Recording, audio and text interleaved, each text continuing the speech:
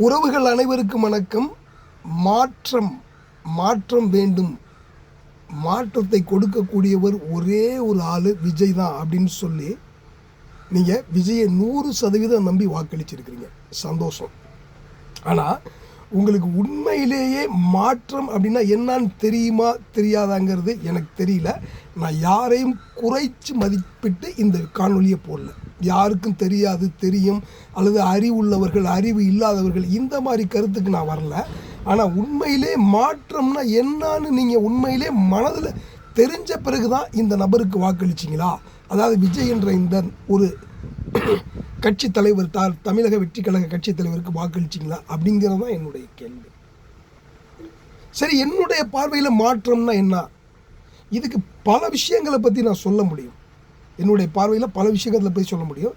ஆனால் ஒரு 2 விஷயத்தை மட்டும் நான் சொல்கிறேன். 2 விஷயத்தை மட்டும். மாற்றம்னா அது எப்படி இருக்கணும்? உண்மையான மாற்றம் அப்படின்னா எப்படி இருக்கணும்? முடிஞ்சால் இந்த காணொலியை தமிழக வெற்றி கழக உறுப்பினர்களோ அல்லது தொண்டர்களோ அல்லது விஜயோட ஃபாலோவர்களோ பார்த்தீங்கன்னா உங்களுடைய தலைவருடைய ஆட்சியில் இந்த மாற்றத்தை கொண்டு வர சொல்லுங்க பார்ப்போம். என்ன விஷயம்னா, என்னுடைய வீடு, நான், எனது மக்கள், எனது கிராமம், எனது தெரு, இது எல்லாமே சேர்ந்த ஒரு தொகுப்பு தான். இதுபோல் பல ஆயிரக்கணக்கான கிராமங்கள், வீடுகள், வீட்டு தலைவர்கள், வீடு, குடும்பம், இதெல்லாம் சேர்ந்தது தான் இந்த நாடு. அப்போ இந்த நாட்டுடைய முதல்வர் விஜயாகிய இந்த நாட்டுடைய முதல்வர், அவருடைய வீடு, அவருடைய வாசல், அவருடைய வீட்டின் உள்புறம், அவருடைய வீட்டு பாத்ரூம், நான் சொல்கிறது அவருடைய வீடு போலவே மக்கள் அனைவருக்கும் கட்டி கொடுக்கணும்னு சொல்ல வரல. அவருடைய வீடு, அவருடைய வாசல், அவருடைய வீட்டினுடைய பாத்ரூம் அவர் எந்த அளவுக்கு தூய்மையாக இருக்கணும்னு நினைக்கிறாரோ, எந்த அளவுக்கு தூய்மையாக பராமரித்து தரமாக இருக்கணும்னு நினைக்கிறாரோ, அந்த அளவுக்கு இந்த நாட்டுடைய வீடு, இந்த நாட்டு மக்களுடைய வீடும், அந்த வாசல், அந்த தெருக்கள், அந்த ரோடுகள், பொது பப்ளிக் பாத்ரூம், லெட்ரின்ஸ், இதெல்லாம் மீண்டும் சொல்கிறேன். விஜய் தன்னுடைய வீடும், தன்னுடைய வாசலும், தன்னுடைய வீட்டில் உள்ள லெட்ரின் பாத்ரூமும் எந்த அளவு தரமாக, சுகாதாரமாக, சுத்தமாக, பளிச்சுன்னு இருக்குன்னு நினைக்கிறாரோ, அதே போல் இந்த நாட்டுடைய வீடு, வாசல், தெருக்கள், ரோடுகள், பொது கழிப்பிடங்கள், இது எல்லாம் தரமாக, மிக அருமையாக அவர் வீட்டில் எப்படி பராமரிப்பாரோ அதுபோல் பராமரிக்க தான் முதல் மாற்றம். முடிஞ்சால் இதை செய்ய சொல்லுங்கள். இது வரைக்கும் எந்த ஆட்சியாளனும் இதை பற்றி கவலைப்பட்டதே கிடையாது. தெருவு சுத்தமாக இருக்கணும், வீடு சுத்தமாக இருக்கணும், வாசல் சுத்தமாக இருக்கணும், மக்கள் சுத்தமாக இருக்கணும், இந்த நாடே சுகாதாரமாக இருக்கணும், இந்த நாட்டில் குப்பை கீழே கிடக்கவே கூடாது, அதை சரியான முறைப்படி சரியான இடத்துல கொண்டு சேர்த்து சரியாக டிஸ்போஸ் பண்ணணும் அப்படின்னு எவனுமே, எந்த ஆட்சியாளனுமே இது வரைக்கும் சிந்திச்சதில்லை. ஒருவேளை மாற்றம், உண்மையான மாற்றம்னு சொல்லி நீங்கள் தேர்ந்தெடுத்த இந்த விஜயால் இதை செய்ய முடியுமான்னு பாருங்கள்.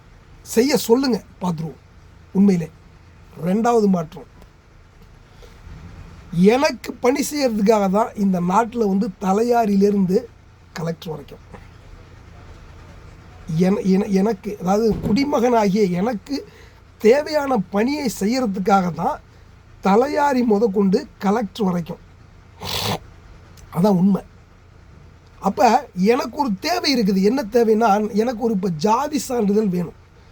நான் ஒரு பள்ளிக்கூடத்தில் போய் சேர்க்க போகிறேன் என்னுடைய குழந்தைக்கு ஒரு ஜாதி சான்றிதழ் வேணும் அப்படின்னு சொன்னால், அந்த ஜாதி சான்றிதழை நான் கொண்டு பள்ளிக்கூடத்தில் குழந்தை சேர்க்கும் பொழுது அந்த ஆசிரியர் எனக்கு என்னென்ன சான்றிதழ் தேவையோ, என்னுடைய குழந்தைய பள்ளிக்கூடத்தில் சேர்க்கறதுக்கு என்னென்ன சான்றிதழ் தேவையோ அதை என்னகிட்ட கேட்கக்கூடாது. யார்? ஆசிரியர் என்னிடம் கேட்கவே கூடாது.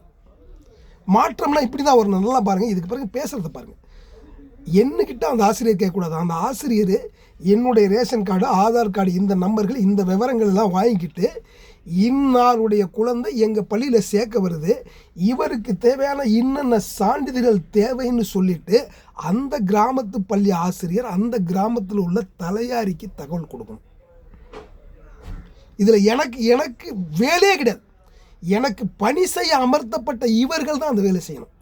ஆசிரியர் வந்து அந்த தலையாரிக்கு இன்ன சான்றிதழ் இன்ன குடும்பத்தாருக்கு தேவைப்படுது, இதை நீங்கள் விவோவுக்கு ப்ரொமோட் பண்ணி கலெக்டர் வரையும் கொண்டு போய் இன்ன நாட்களுக்குள்ளே எங்களுக்கு இந்த சான்றிதழை கொடுங்க அப்படின்னு சொல்லி ஒரு ஆட்சி அமைப்பு, ஒரு அரசு அமைப்பு முறையை கொண்டு வருவாரா விஜய்?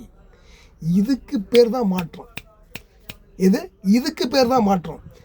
எனக்கு வேலை செய்ய அமர்த்தப்பட்ட இந்த பணியாளர்களுக்கு நான் ஒரு ஃபோன் காலில் ஒரு மெசேஜ் போட்டேன்னா, எனக்கு இந்த சர்டிஃபிகேட் வேணும்னு நான் ஒரு தலையாரிக்கு ஒரு தகவல் கொடுத்தேன்னா, தலையாரி அடுத்த ஒரு 4 மணி நேரத்தில் என் வீட்டுக்கு வரணும்.